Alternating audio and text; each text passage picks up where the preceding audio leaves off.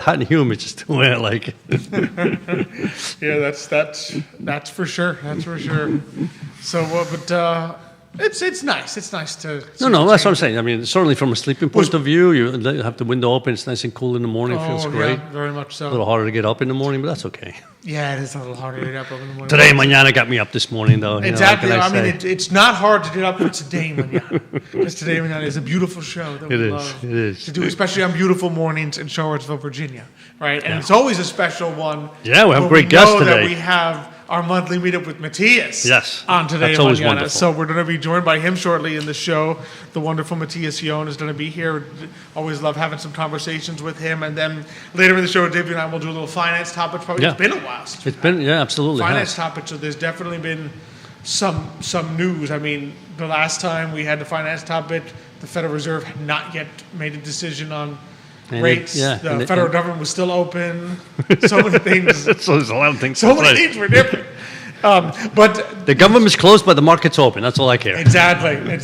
Well, as we'll talk about, right, the irony with all these things is that the more things change, the more they stay the same. That's right, exactly. Xavier and I will talk about how not much has actually changed. Yeah, all the prognosticators that indicated the market was going to crash. When we had people calling and. It's like, I don't know. It didn't seem to happen. I wonder why. I mean, we stood at the post prognostications and they're like, what do you mean my account's up this year? And I'm like, that's why you don't watch financial TV. That's right. Because everything's falling apart is much more eyeball inducing than, no, your account's probably fine. It had some hiccups, but it's probably fine. Okay. So great show lined up for everyone. Be sure to share and like and subscribe. And subscribe. I thought I was supposed to say that when I'm actually on the show, though. This is kind of the pre-show to the show. I think you always say it when it's the mic, but not on air. Yeah, we haven't gotten you to point the finger yet. Exactly. I mean, but there's no button for them to press yet. On YouTube there is, right? Is it on YouTube? Yeah, but it doesn't appear. It doesn't it's not the thing where you go like this and it appears on the screen. Yeah. There's that guy on that Gardner, Millennial Gardner, that I watch once in a while. Because he always says, because I was on TV, I don't watch him on YouTube, I'm just watching TV. It's like, mom's doing something, I say, let me catch up on some stuff. And I go like this, and I realize there's no button there on the TV. But I know what he wants us to do, so, and so it's in.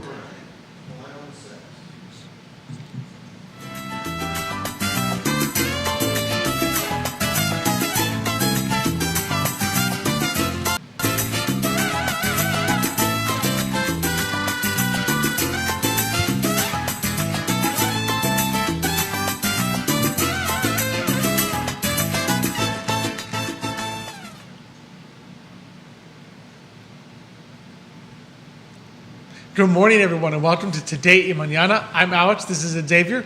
We're very excited to have you joining us on a beautiful morning here in Charlottesville, Virginia. It is crisp. It is sunny. Like the apples are like Honey Crisp. Like the Honey Crisp. Yeah, it's a Honey Crisp day. There you are. Every once in a while, the exiled Cuban poet comes out. Wow, he says that's something poetry, just okay. Poetic, crisp like the apples that come out. But it's a beautiful day, and it is now, I can safely say, we are in Café con Leche season. Yeah. Do not get a nice Café con Leche anymore. True. I permit it. Well, it goes down summer. Smoothly, right? When it's warm and it's a little cool outside. Warm, creamy, the foam and the thing. You don't ice it at this point. And now you can throw that 1 teaspoon of leche condensada, condensed milk. Would you actually do? Would you? Oh yes. Well, I mean, if you put sugar in your coffee, ignore the sugar. Put that. No, but I mean, in Cuba, would you actually put a spoon of leche condensada in café con leche? Oh, absolutely, yeah. Oh, okay. That's what makes it like creamy and delicious. I've never actually had it that way. Oh, you have to. I mean, it's, I should. But you yourself probably don't even have it that way. Well, I don't have it anymore. That's true. But when I did, that's the way I had it. If you're going to have one, you got to have it the right way. With leche condensada. So there you have it from Xavier himself. Grab your café con leche, put a spoon of leche condensada in it, which is condensed milk. If you're wondering what the heck is he talking about? That's right. condensation. It's condensed. It's sweetened condensed milk. Put a little spoon of sweetened condensed milk, get to your cozy place, and sit down and enjoy some beautiful today mañana. Because we have a great show lined up for everyone this morning. We're going to be joined shortly in the show by Matthias Yon for our wonderful monthly meetup with Matthias. And then further on in the show, we're going to have a little finance topic with Xavier and myself. Of course, always love being here on the I Love CVille Network set. Judah behind the camera pointed at me to tell me that the show is about to start, even though my eyeball had wandered somewhere else. No, I was a little surprised because I saw him go through the one and he put it down, and I'm saying, Alex is not even looking here. I saw 3, flashed my eye to the... just I saw two comments and then flashed back and I didn't see the 1 and I realized we were at 0 already. So I said, does he want me to start today? That's Judah a problem is keeping here. me on the ball even when I am not on the ball. And of course, love our wonderful partners, Emergent Financial Services, Matthias Yon Realty, of course, Charlottesville Opera, always helping us out, Forward Adelante. So we love all our great partners. Absolutely. Here at Today Mañana. And all our fans, and don't forget to share and like, and then if you get to subscribe, that'd even be better. Exactly. Already got a couple lights today. We've got Lucrecia Morales from Sombreros. The wonderful Sombreros. Absolutely. Right here on the downtown mall. Buenos dias. Buenos dias. I love that I get to say the downtown mall, and they're actually on the downtown mall. Like, you do not have to go around, that's right, or through the building. Through York Place or to the other side. They are in the old Grit Coffee, formerly Cafe Cubano space. That's right. It was Grit.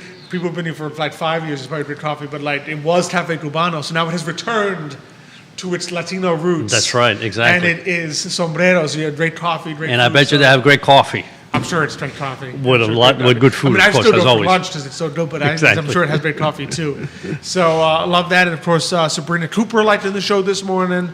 So definitely appreciate everyone who has liked the show. Be sure to like and share. Nicholas Erpe is watching us, which is always nice. You know, he put so much work in to get our fantastic guest. It's always nice that he gets to appreciate. By he works very hard behind the scenes. He does indeed. He does Not so hard in front of the scene, but certainly hard behind the scenes. Behind the scenes. Well, he likes the show.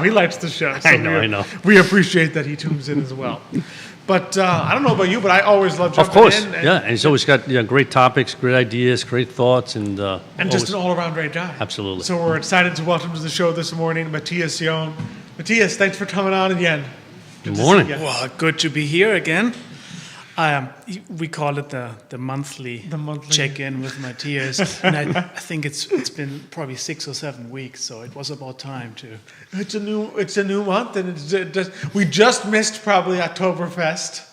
I mean, we're still in October, but Oktoberfest really is. Usually, the official, the real one ends in Germany. early October. Yeah. That's right. Yeah. Ends in early October, but there's still some around town. So in America, it lasts a little longer because I think they probably till Halloween. Yeah, probably. Well, and actually, in Richmond, there's an Oktoberfest celebration I think that's coming weekend. This Saturday. Not this weekend, but the weekend the after. The following weekend. And that apparently is a really big Oktoberfest celebration. So if everything works out, I want to drive there. You know, we have this German Stammtisch here in Charlottesville. So it's a group of Germans, and we meet on a monthly basis, usually just in a restaurant to speak some German. But this time we are planning to drive to Richmond together because of that. Well, that'd be great. Apparently, That'd be great. Huge Oktoberfest over there. Wow. But you're right. The actual Oktoberfest ends in the first week of October. It starts in September. Last weekend, I was in Lederhosen, and I was out in Blue Mountain with Nick, with your brother Alex. Michael, yeah, I was so sad to miss that. That's right. Michael went too. That's right. Yep. That's right. And he Michael loved it. was there too, He had a great time. He said. That's right. So no Lederhosen today, but Was little baby in Dundle again, or did she grow out of the Dundle? No. So for last year's Oktoberfest, I purchased a little Dirndl for her, and it was a little bit too large. And so the question was, will she fit in this year? And yes, she did. She did. So we got 2 years out of that purchase. That's wonderful. I can imagine how she cute. was Yeah. a cute girl in a Dirndl. Oh, she's a beautiful baby girl. So yeah, you were a lucky man. I am, yeah. And on a personal note, tomorrow is the due date. Oh wow. For number 2. I hope you have your phone on. tomorrow. And of course, that's not reliable. We think it's going to be sometime next week. Oh, okay. But, Well, if the phone rings and Matthias runs off the yeah, sound, I'm looking at my phone. I might have to run out of here, and then you know why. We'll know why. It's not because of something you said. Exactly. That's it. I can't take it anymore. I'm out of here. Yeah, how about I Alex? feel offended. I'm running out of here. Also, man, So, yeah. exciting. What an exciting time absolutely. of year. You know, but it's Exciting beautiful. time. So many things sure. happening. So many around things town, happening, you know. and I'm bringing a topic to the show today that's been on so many people's mind this week because of, well, it was in the newspaper. You know, City Council has an idea, has a plan, and it looks like they're moving forward to Okay. it. You know, so the topic, and I understand it's not a light conversational topic, you know, but it's been on our mind. We've been discussing it for a while. The unhoused problem, and especially the downtown business impact is what I've been curious about. And you know, this podcast here today, Mañana, has of course this emphasis on downtown businesses, or just small businesses in general in the area. And so, of course, we're looking at this today from that particular angle. There's also the human angle. I think we can all agree that we have sympathy and empathy for those that are unhoused, the homeless. And that's a conversation worth having too. It's so complex, you know. It's a nuanced conversation. What leads them to be unhoused in the first place, you know? And Exactly. and I don't think anyone here today has the solution on how to combat that, right? And so it's really the unhoused on the downtown mall or in the city center that's been just a discussion for years now. And I feel like in recent years it has really peaked, right? Because we had so many headlines and incidences on the downtown mall, and especially the businesses on the downtown mall have been struggling with that. And yeah, I think especially once things kind of came back, like during COVID, okay, there were so few people in the downtown mall, it was very difficult probably to distinguish, okay, are people not coming because they're just not going anywhere, right? Or are they not coming for other reasons? But now I think in the last few years, it's been, okay, this is clearly something that is discouraging families from coming and making life more difficult for the small businesses that are there. So we probably do need to do something about it. Yeah. I mean, when you walk the downtown mall right now, you can feel the tension, right? Shop owners are doing their best to welcome patrons, customers, but the reality of people sleeping in doorways or shouting in public spaces make that really hard. Hence the tension. And it's not just an image problem.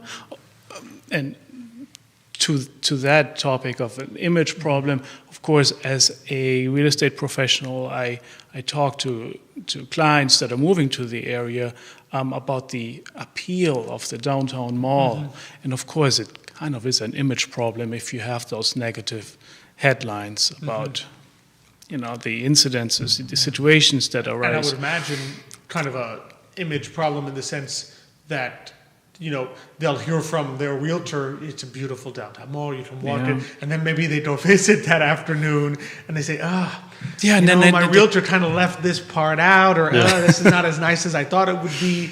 And you never want that, because that's also unfortunately a discouraging first impression that Charlottesville can make, because for a lot of people that will come and think about moving here, that may well be your first impression, because you'll probably go straight to the downtown mall and see what it looks like. Sure. Yeah. You know, reports of families with young children feeling unsafe on the mall, of course, it leads to an image problem. Yeah. Sure. But not only the image problem, it's also a climate problem for business, right? And so the city is moving, or is planning to purchase a facility that is still within the city limit, but it's a little further outside. It's in the where Best Buy is. Oh, yes, yes. Holiday Drive, and so that's the big headline this week that I thought we can touch on and look at from different angles. It's certainly on my mind. It's relevant to my business. And you too. You talk to local business owners every day. That's the focus of your show. You probably have something to say about that as well. I find it really interesting, and I'm an optimistic person, so I don't want to outright say, "Oh, that's just another Band-Aid." No, it's finally City Council offering something concrete, right? Right. We had several plans over the winter months for several years now, to provide shelter and a warm space. But this might actually be a mid and long-term solution, right? And so the question remains, what is the outcome? What will be the outcome of that? So in particular, they're planning to spend $6.2 million on this property that is close to the little hotel section of the bypass, right? Holiday Drive. And it's my understanding that it's a 27,000 square feet building, right? And so the city plans to turn this into a low barrier 24/7 shelter. And they have been looking for quite a while now. We all are involved with the Friends of CVille initiative, right. with that organization. And so we have all heard Sanders as well as Wade discussing this, and they shared several times that they had a few ideas. I think one was in Belmont to create a low barrier shelter there, and then a property in CVille was considered for a while, and there was a lot of pushback, and it always sounded like it's not ideal in several regards, right? And so now they're proposing something that seems to make more sense overall. It might have downsides as well. For instance, and I wanted to ask your opinion on this, access, right? Will the unhoused be able to get there? This is further out. Yeah. Again, it's off the bypass, the intersection with 29. But for the first time, so it seems to me at least, there's something concrete. So there's a sense of excitement about this right now. And at least once they're there, 29 is building that pedestrian bridge. Almost finished, So too. it's almost done. So in other words, there's That's a ways away also. No, in the sense that it won't matter what side of 29 you were on anymore. Yeah. You will be able to either get to one of the grocery stores, or like you will not actually have to ever cross 29 in a dangerous fashion, which people used to. People try to like run across 29. Yeah. You don't have to actually run across 29 anymore. Yeah. I mean, I think it's listen, as always. I mean, you grew up in New York. Yeah, we look at this from a humanitarian point of view, and I totally agree. I mean, something has to be done, right? Because we need to help these people. But always the challenge is, I mean, the challenge you just mentioned there is probably the biggest one. In other words, how do we get them there? And two, do they want to be there in the first place? And I only say that because the two experiences I have, one is in New York, where they built a beautiful facility for the unhoused in New York, and this is big back in the 90s, right? And I mean, it was 10% occupied, right? So finally, what they had to do literally every night is go collecting the unhoused and bring them to this particular facility, right? In order to, again, at that point was the idea is to clean up the city, right? To make it, New York what New York used to be. And so they have to do that continuously every single night, pick them up and bring them there, right? And another experience of mine was in Denver, where I used to have a couple of clients. I used to go there once and twice a year, and I used to pass this place with like tons and tons of people were in front of this particular building. And I asked my clients, I said, what are you doing there? And they said, literally about 5 blocks away, that was the park. 5 blocks away, there's the housing, right? He says, but they never go there. I mean, it's just one of those things where they try to push them, and they say, no, we're just going to hang out in the park and stay here, right? Now, even in the winter, some people just stay there. And we're talking about Denver. I mean, so the issue is sometimes, and you mentioned this. I mean, the house, the homeless and the unhoused is a complex issue. It's not just people that are there because they just want to be there. Sometimes there are mental issues that you need to deal with, right? So how do you deal with that in such a way that you get them to where you want them to be, and then two, somewhat stay there? I mean, it's a great idea, but I mean, I know exactly what Best Buy is. And so if they start dispersing there, where are they going?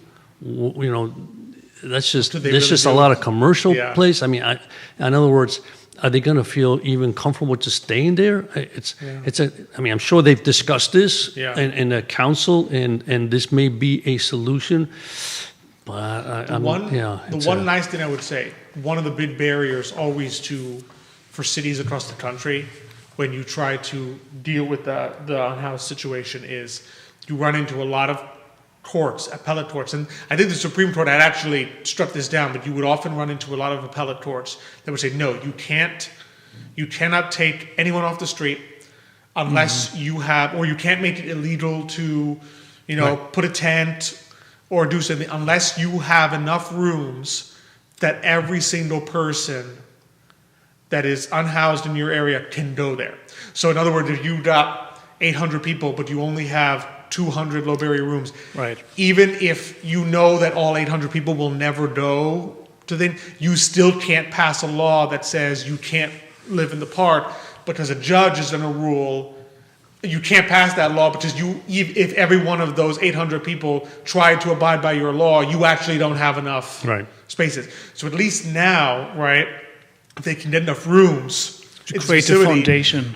Yeah. Okay, granted, the next step is to get people there, but at the very least, now if you pass an ordinance saying, you can't just put up your tent or sleep in the alleyway under we now make it that you can't do that, right?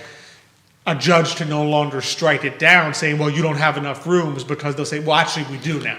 We just built. But so now they might have. It opens up your avenues to maybe do some of those other things without worrying about a legal problem that an appellate court's going to say, now you can't do that.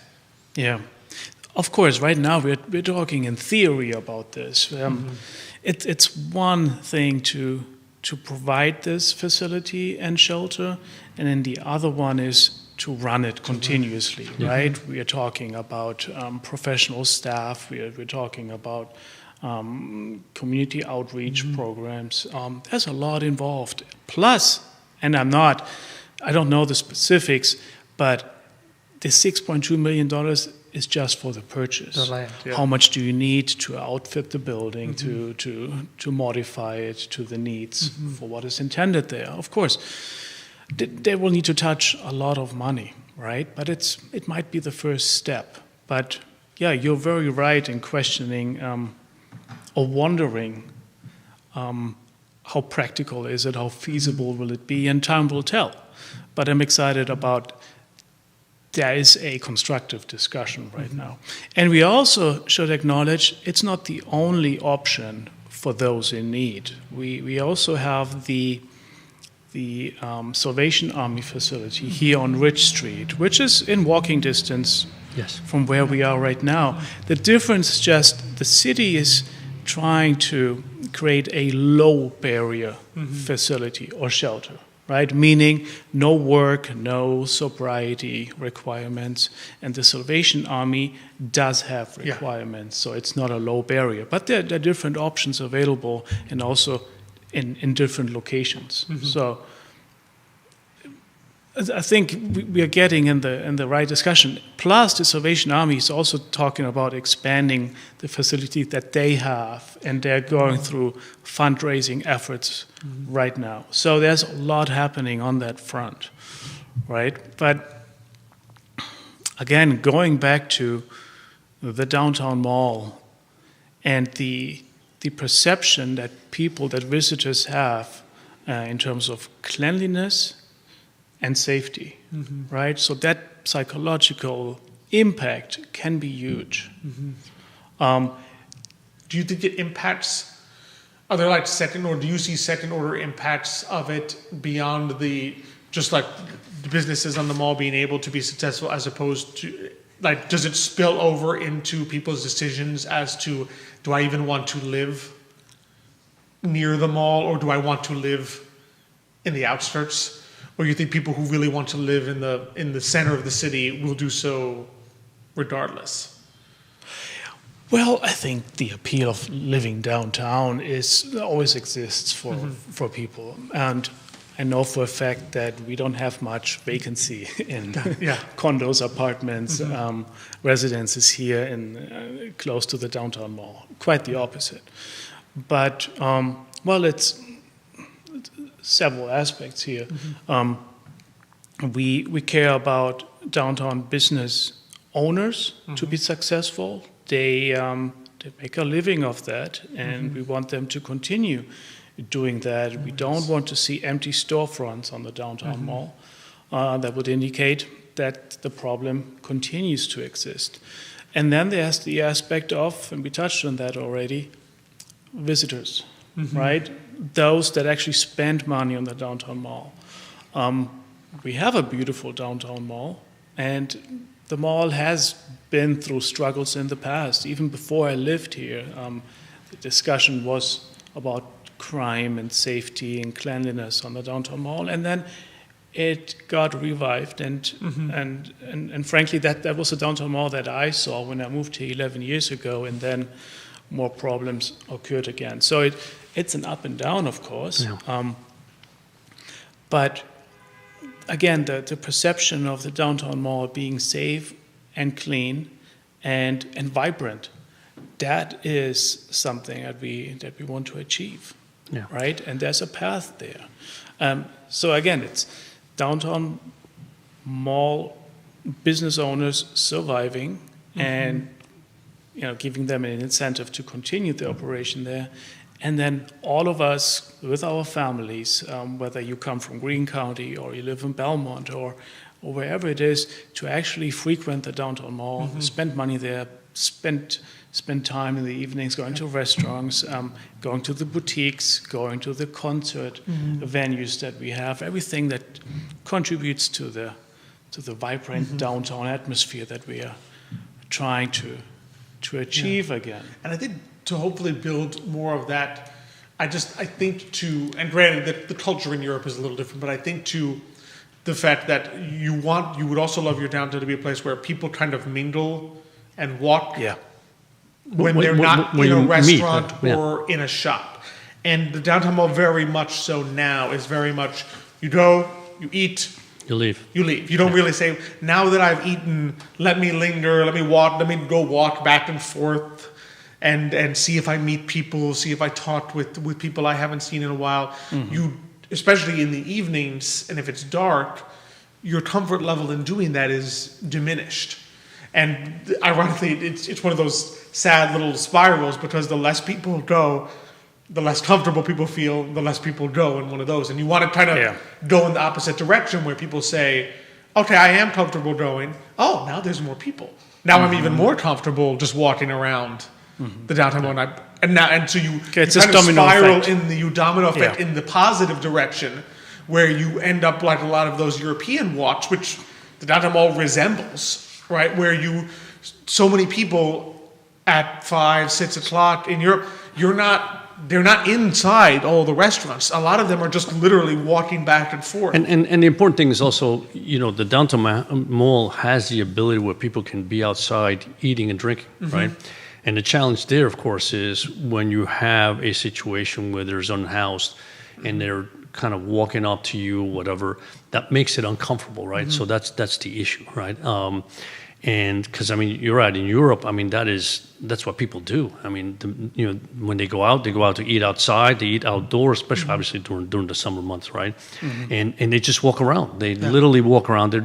Some places are a little bigger than the downtown mall, but that's the sense of exactly walking, talking, chatting, going to a store, and then being able. The other thing is the ability to be able to say, which I don't think the downtown mall has it yet, but the ability to say, I went to dinner, I walked around, and now I want, and then I want a cup of coffee. Can I sit down somewhere and have a cup of coffee and continue to chat or talk? Right. Right now, that kind of doesn't exist the sense yet. that the city is there. Yeah. And you'd love to get that sense in Charlottesville, like, okay, the city is there, and everyone's there, not just they're all in their little restaurants and then they'll leave. And I think you can build that. You just have to take these kind of steps one at a time to try to get there. And I'm very thankful that we have a group of people, many people actually, that work really hard, relentlessly on exactly that, to create this safe and pleasant atmosphere downtown. We know that Gria from friends of CVille, she puts in so much work.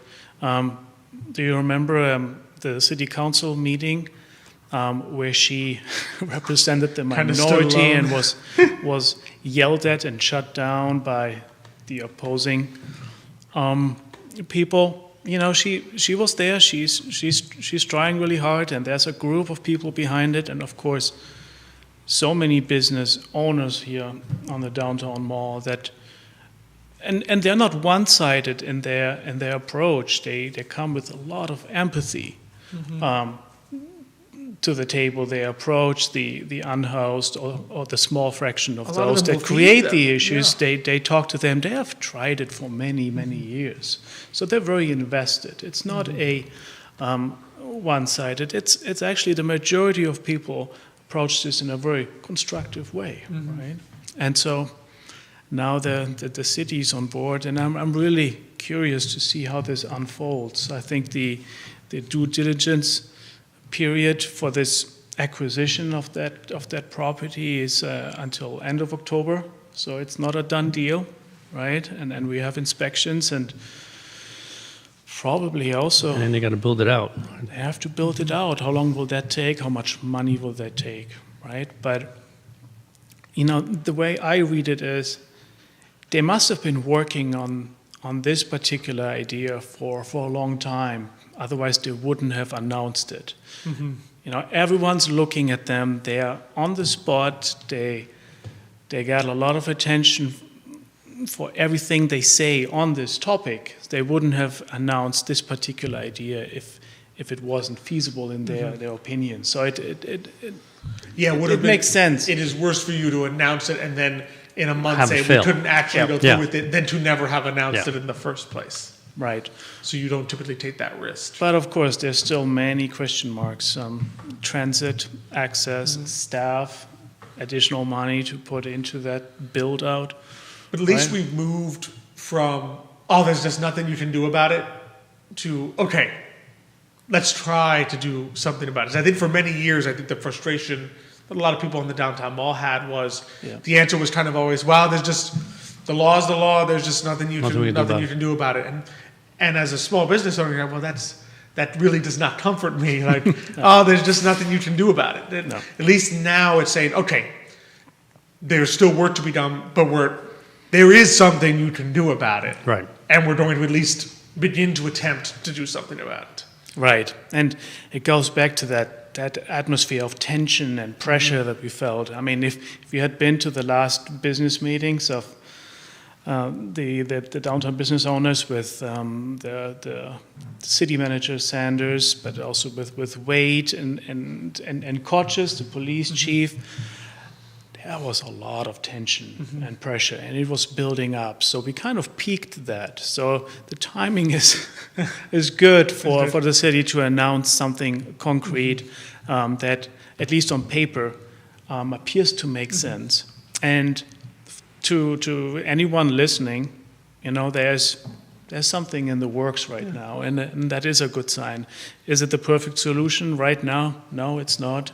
As you said yourself, Xavier, there are many questions, many things we need to figure out. But I, for one, my wife always says I'm a hopeless optimist. But I'm looking at this with optimism because that's what it deserves, frankly. Yeah. Right? No, that's good though. That's good. And so in that spirit, let's be positive about this and spread the word.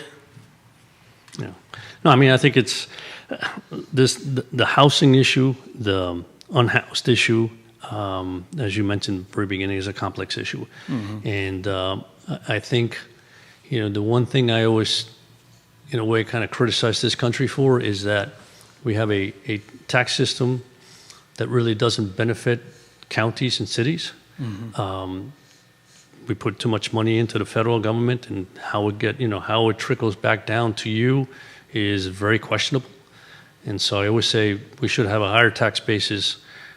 Let the government do what they need to do in certain areas, and I'm not going to mention those right now. But I think from a perspective of I'd rather pay more taxes to my city, my county, because then I can dictate more where those taxes, where that money should be used. And many of these folks need tender loving care in the sense of they need continuous help, they need medical help, they need assistance, and that is what they need more than anything else, right? So it's something where in some cases they may be able to be cured, in some cases they cannot, but we need to help them, right? But when you sit here as a little city like Charlottesville and you're going to spend $6 million here, but then do you have the funds available to really help these people? Or are you just going to hope and pray that they just go there and live there, right? And that's the big question mark, right? So, I mean, I'm like you, I'm an optimist. The problem is I've seen this movie many, many times, and unfortunately, it never ends well. But I'm hoping that this is not the case, because for multiple reasons. I mean, granted, I agree 100%. The downtown mall is a place where, families, people should come all the time. The business owners, I know quite a few of them, and they're challenged. They really are challenged on it every single morning to make that place, respectable. So it's difficult for a lot of people. And for a long time, the city was so focused on this small group of unhoused people and to provide solutions and approach them with dignity that they had forgotten about the business owners, right? And so we don't want business owners to become unhoused in the process. And I'm exaggerating right now, but to make my point, need to look at everyone involved. You have to leave the mall, and then you have an empty mall. No, you're both right. It's it's a circle. It's a domino effect, right? It goes one way and it can go the other way, right? So the idea is to get it flowing, get it rolling the other way, where everybody begins to feel much more comfortable about going to the downtown mall, and we all pray that the unhoused are helped and that they have a better life, right? And that's the goal. Yeah. Well, folks, thanks for letting me. No, this has been great. Bring this up. I'm passionate about this. The commenters are loving it. Bobby Lem Petrino says, great discussion. Thanks, Matthias, for bringing it to us. Hey, Bobby. Thanks. Cheers. So Bobby loves it. Ricardo Cruz Duran is saying, so nice to see you all. Good to see you, Ricardo. So, I think the audience has appreciated that you kind of... It affects us all. It does. Absolutely. And it's nice because there's so many places you can go and read about this topic from different perspectives. But it's nice that we can bring our audience this same topic in a much more measured perspective that I think all three of us have, right? That from a different angle, a much more of a small business and a human angle, rather than worrying about, okay, who's on this side, who's on that side, who's on that side, kind of thing. Yeah, the most important thing is always, you just mentioned the human angle, right? I mean, you have to help people. That's what we're here for. That's humanity, right? And certainly from our Christian background, that's what we try to do. So that's the first and foremost, right? Is how do we help people, And we just have to make sure, like we all said, that this particular project, right, works, right? Because if it doesn't work, then we're in the same boat and we haven't helped those people.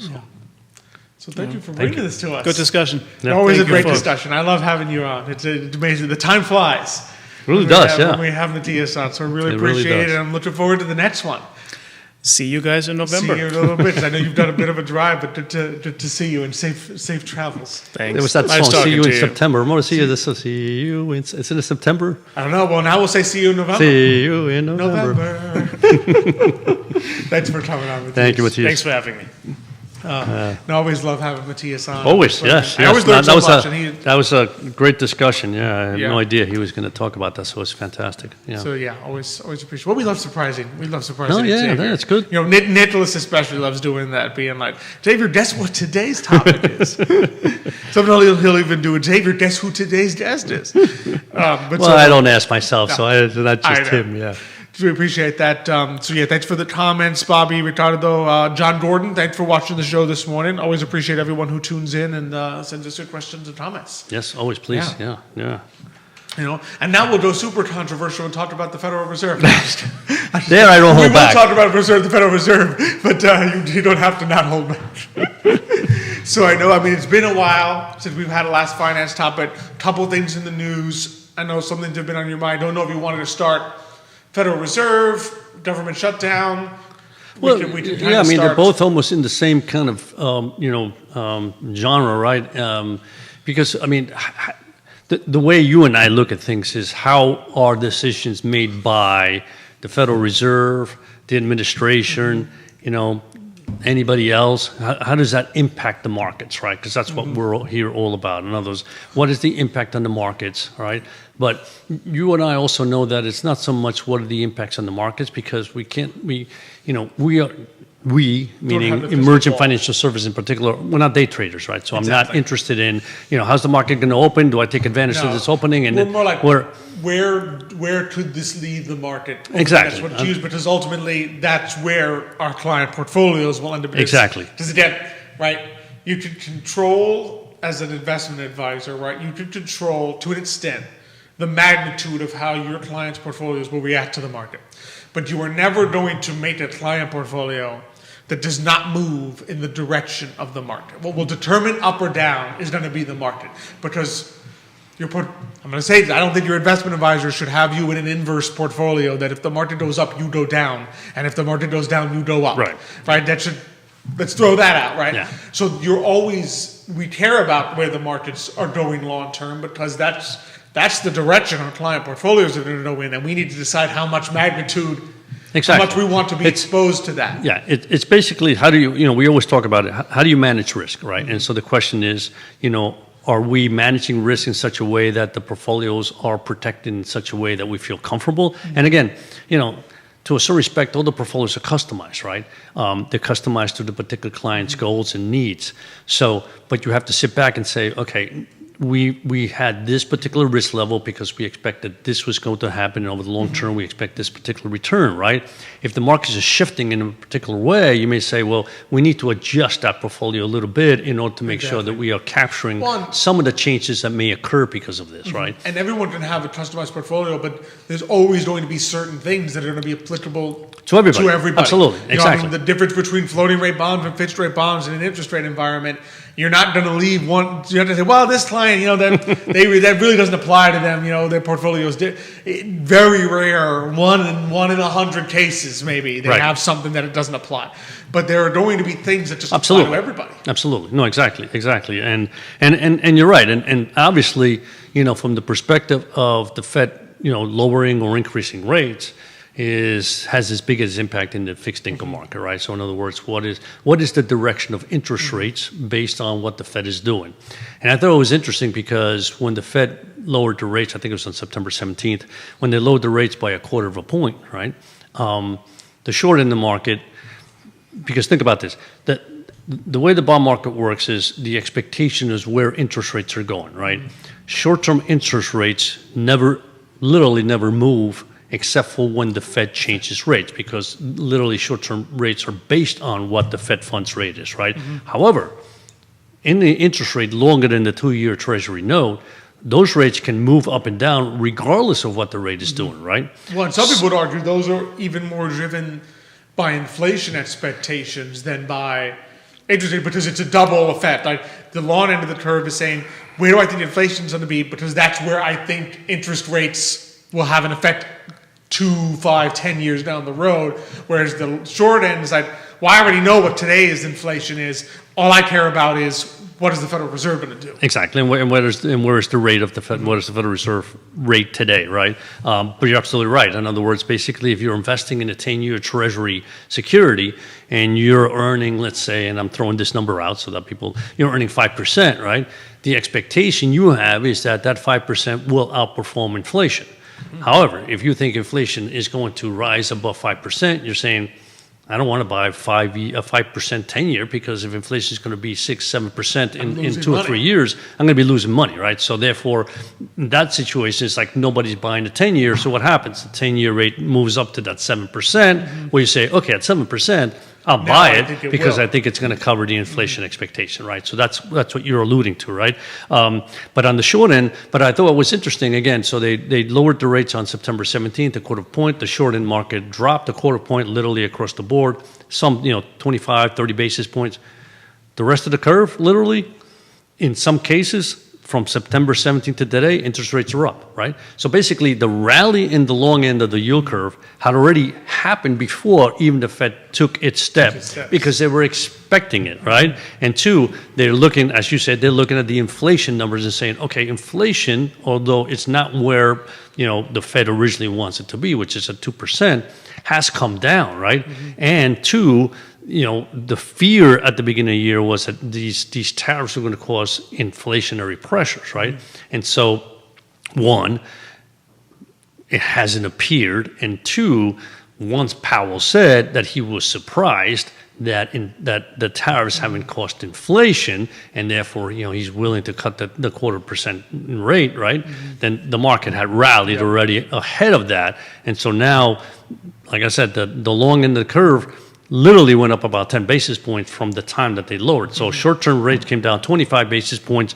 Long-term rates went about 10 basis points. But the nice thing is, we are now beginning to see what we call a normalized curve, which means that short-term rates have lower rates than longer-term rates. Which if you think about it as normal, right? You should, in a normal world, right? If I'm going to lend you money for 3 months, I would expect less interest than if I'm going to lend you money for 10 years. Right? That's basic common sense. So for the curve to be inverted where it's cheaper, you pay me less to lend you money for 10 years than you do for me to lend you money for 6 months just doesn't make sense. No. It's a sign of a problem. But now the normalization usually is a more positive sign. Exactly. And think about banks. I mean, for banks, it's very important for that curve to be normal because, in particular, the 10-year is kind of the surrogate for the 30-year mortgage, right? So if the 10-year is lower than where they can then borrow money, that doesn't work, right? So a normalized curve, and it's not, it's somewhat normalized. It's a little bit flat in the short end, but at least it's going in the right direction, right? So from a perspective of fixed income, there are strategies to be employed because of the fact that the Fed lowered rates, because of the fact that the expectation is that they might do it again at least, right? Is that what I was going to ask you, what was your reading into what they said as to whether this was a one-time or if it's possible they'll do it again? So I think most people expect them to do it one more time, another quarter point, and I think given the softness in their labor market, I think they go into lower rates another time here this year, right? So I think that's going to happen, yeah. So, and again, from an investment point of view, from an investment manager point of view, those are the type of, that's the type of information that, given what you see, and again, nobody has a crystal ball, and I always tell people, I don't have a crystal ball. However, given what we expect the market to do, or what the Fed to do, we're going to shift our particular strategy in fixed income this way, right? Because we think this is going to be beneficial for the portfolio longer term, right? But, and you're talking about the government shutdown, and, before the government shutdown, I mean, there was one article after another where people are saying, watch out for 401ks, you're going to get crushed, the market's going to, just tumble, market's up. Yep. Right? So, not only that, I was at an investment conference the other week, and the guy who was a portfolio manager was talking at the conference said, this was like the morning of the shutdown, right? He said, So in other words, this isn't just an anomaly to show you that this is not an anomaly. Like, oh, this is just the one random time that the market's up to shut it. There have been 3 shutdowns this century. Yeah. Right. So since 2000, Right. there have been 3 shutdowns. The market went up during all 3 shutdowns. Because again, the market is forward looking. It's not, the market doesn't, excuse me. Market doesn't wake up on Tuesday morning of the shutdown and say, oh my goodness, there's a shutdown. This is the end. The market baked in the week beforehand, okay, yeah, there's probably going to be a shutdown. So now the market's looking forward and saying, okay, do I see anything in the next 3 months that's going to be disastrous? No. That doesn't mean it won't happen, but I'm not seeing it yet. And two, the other thing that's very important, right? There's the public market and the private market, right? If all of a sudden the private market, let's say, and again, throwing these names out now, I don't want people to get nervous, but let's say Costco says, we're struggling, we're shutting down, basically 50% of our operations, right? Well, that 50% operation means there's a lot of people going to be unemployed. They're not going to get paid, right? That's an impact on the economy, right? Basically, the government shutting down the market says, yeah, we're going to pay you today, but you know what? When you come back to work, there's furlough. In other words, we're going to pay you every single penny you would have earned. So the markets are looking at that. There's no impact on basically the economy because, yes, maybe even if it's shut down for a month or 2 months, which it's never happened, 35, I think. 35 days is the most. So if it's shut down 1 month, it's not going to impact the economy. So these people are still going to eat bread. They're still going to buy food, have gas. So maybe they don't buy the TV this month, right? But then they're going to get a big check the next month. It's like, oh, wow, yeah, I forgot about that. Now I got a big check. So in reality, the market looks at that and said, there's no impact, right? In other words, there's nothing really that a government shutdown is going to cause a situation where there's going to be chaos in the street. No, because people's like, I still got my job, and the only thing is I don't have to go to work, right? So there's not really anything dramatic that is impacting the markets. Yeah. And I think the market kind of sees that, knows what historically has happened, and then you can't always. The issue is you can't manage a portfolio market by assuming the worst possible tail risk. Like you can't sit there and say, oh my goodness, there's a 1% chance that this lasts 9 months and the whole thing falls apart, right? Right. You can't manage portfolios that way. Because if you did, then you would leave your clients in 3-month treasury bills 12 months out of the year, because there's always a 1% chance of some disastrous thing which you have not even foreseen occurring. Nobody has. You can't manage an entire portfolio for tail risk. You have to manage it based on foreseeable, ordinary risk, right? You can test for tail risk every once in a while and say, okay, if there's tail risk, okay, is this a minus 100% return? Okay, maybe I should do something about that, right?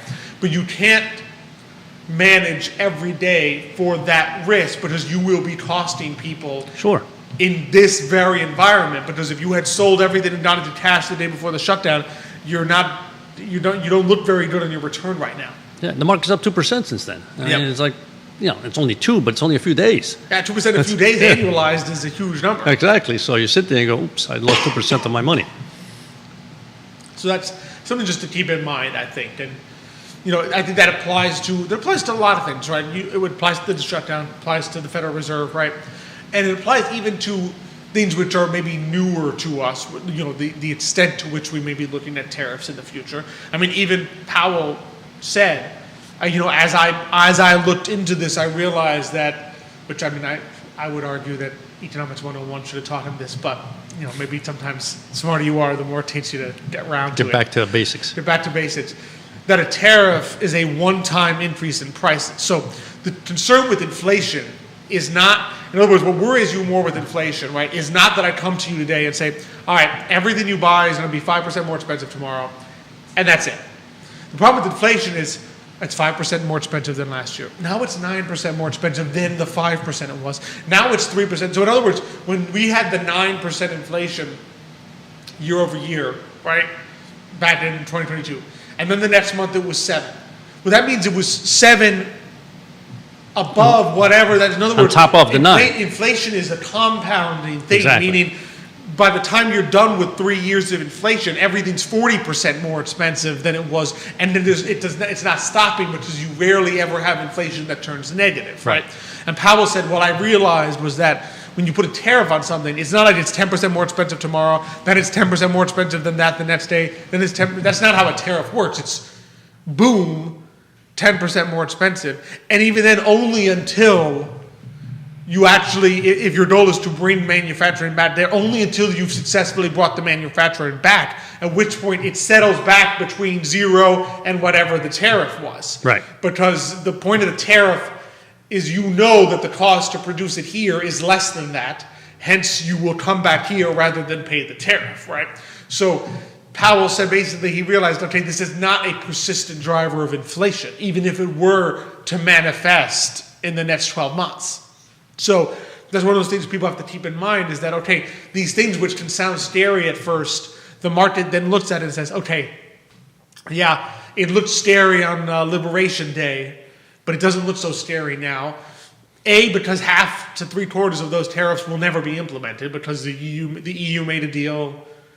A lot of these countries have made a deal. So the 90% tariff on Vietnam is not happening because Vietnam said, well, I don't want a 90% tariff. I'll buy some of your stuff if you take it away. Right. Right? And Europe made an extremely favorable deal with the United States on this, right? So the market realized, okay, a lot of this is never going to happen. And even if it does happen, to Powell's point, it's not like it's a continuous, never-ending process. Yeah, and not only that, let's face it, companies sit back and say, all right, do I really want to impose this huge of an increase in my product? And the answer is a lot of times no. In other words, I can eat part of that because I still want my product to be consumed as much as possible. Exactly. In other words, I want that supply to increase, right? In the sense of demand increase, so the supply can increase, as opposed to all of a sudden the demand drops to almost zero because it's so expensive and I'm out of business, right? Exactly. So I'll absorb some of that cost for now, pass a little of the cost to the consumer, and then over time try to figure out,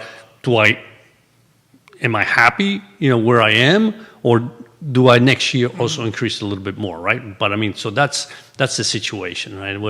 And as you mentioned, the whole goal originally is to bring back some more manufacturing here, and listen, between robotics and AI, there's a lot of things that are being done cheaper now than 10 years ago or 5 years ago. So that probability of bringing that back is great. There's a term in economics for like elastic goods, right? In other words, price increases can't be 100% passed on if I can go buy something else, right? That's somewhat like the thing you are selling. You can only pass on a price if you are the only guy in the world making this one thing. Then you can raise the price, and if I need it, I have to buy it. But if there's any kind of substitute for it, then you can't pass on the entirety of the price because I will just move to the substitute. Yeah. And for a lot of the goods we're talking about, there are substitutes for them, right? Whether it's somebody else's lumber, whether it's there's a company in the U.S. that makes this. Maybe there's a company in Europe that made the trade deal that sells it that is now cheaper than the company in China that has a 140% tariff on it. Exactly. Right? So there's always things you can do to move it around so they cannot pass on the entirety of the tariff. And that's kind of always how this works. And you can know it works because whenever there's talk about raising corporate tax rates, right, no one ever says, well, oh no, my goodness, they're going to pass on all of the corporate. There's kind of an understanding, right? Well, okay, if you increase corporate taxes by 5%, not everything goes up 5%, but the assumption is the company can't just say, the assumption is the corporation won't say, I still want my same exact profit, so I'll just charge everybody 5%. Well, there's kind of an unstated assumption that they won't do that. Otherwise, no one would propose a corporate tax hike. Exactly. Right? So the implication is that if you impose a corporate tax hike, the profit of the corporation goes down. Right.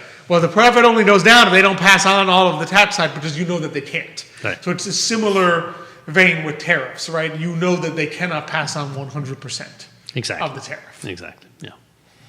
So just a couple of things I think. Yeah, so that's where that's where we are. It's been a very interesting year. It's interesting because there's just so much literally going on, and we've talked about this electricity, AI, and again, obviously the Fed. There's just so much that I should say the economic how the economy is run today is different how it was run 10, 15, 20 years ago, and how it's going to be run in the future, I think, is changing. So that's the only thing that and it's where we spend a lot of time, obviously, doing a lot of research and saying, where are we going, and what's going to be that which is in most demand in the future. So those are some of the things that you really, as an investment manager, also need to sit down and think about. Well, and these are the kind of environments where you can't just passively sit there and say, I'll just put all my money in the stock market in one fund and not pay attention to it. That may not be the best. We saw that a few years ago with the bond market, right? 2022, you could not be passive and say, oh, just my bond allocation, put it all in one bond fund that's the entire bond market and leave it there. You would have been crushed. Exactly. Right? And and there were just a few things you could have done that would have made you not get crushed. Right?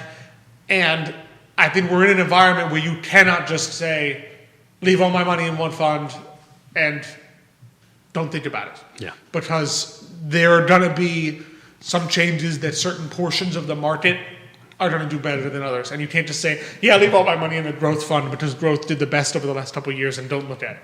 That may not fly going forward. Exactly. It certainly hasn't flown in the second half of this year. True, yeah, exactly, yeah. And the other thing is always, if you have funds that are not in retirement accounts, tax loss harvesting is something that is actively, the opportunities are there, right? And but that's an active portfolio. You have to look at that and manage it. But you buy one fund, that fund goes up in price. The minute you sell it, you're paying taxes, right? And there's opportunities where you don't have to do that, right? So just some things to think about. Absolutely, always. Well, this has been a blast. It's always love doing some. I missed a little bit of finance topic. Always love talking a little shop. I just to give people an insight as to what happens around the emergence table on Monday morning. On Monday mornings, sometimes more than just Monday mornings. So definitely, always appreciate being able to look into that and. It was a great show. Enjoyed spending some time with Matthias. Yeah, no, it's a good topic Matthias brought up. I mean, that is something that is so important here in the city. Yeah, absolutely. I definitely appreciate everyone who tuned in today. All our great viewers. Again, thanks for the comments, the questions, or in this case, the compliment. The compliment to Matthias's topic of the day. Definitely appreciate everyone who tuned in. Of course, we appreciate our great partners, Emergent Financial Services, of course, and Matthias Yon Realty, Ford Adelante. Appreciate the I Love CVille Network, Judah behind the camera, making us all look good. Always appreciate being on with you. Same here. Always a plan. And most of all, we're really thankful for all our viewers. Thanks so much for tuning in this morning. We look forward to seeing you next week or 2 weeks. No, we're a little it's next week. Off That's right. schedule. We're off, so it's next week. We were slightly delayed this week, so we will actually be on next week. Okay. Look forward to seeing you all then. But until that time, as we like to close it out on the show, hasta mañana.